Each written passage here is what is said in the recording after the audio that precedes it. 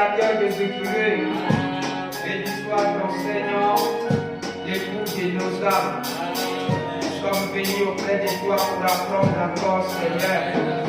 Nous avons amené notre calepin et nous voulons que tu nous parles, Seigneur. Que l'homme soit mis à côté. Dans l'homme, il n'y a rien de bon. Mais c'est la voie à laquelle tu avais toujours utilisé afin de parler à ton frère. Il est obligé d'utiliser ce même homme, mon Dieu. Me voici, oh Dieu, pour faire ta volonté.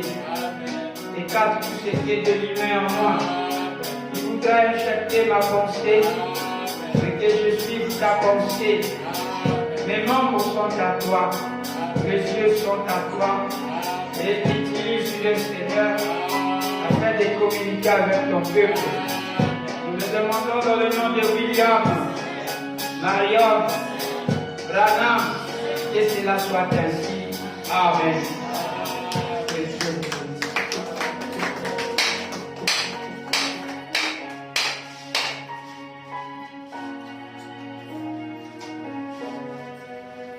Genèse chapitre 22,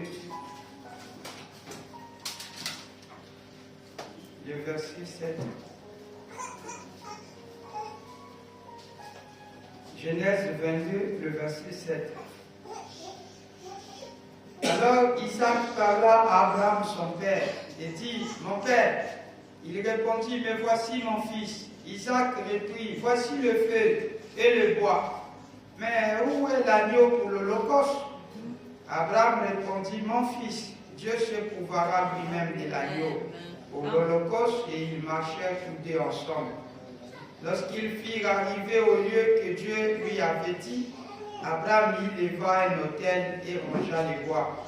Il lia son fils Isaac et le mit sur l'autel par-dessus le bois. Puis Abraham étendit la main et prit le couteau pour égorger son fils.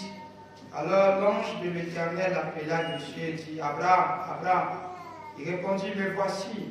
L'ange dit, n'avance pas ta main sur l'enfant, ne lui fais rien, car je sais maintenant que tu crains Dieu, et que tu ne m'as pas refusé ton fils, ton unique.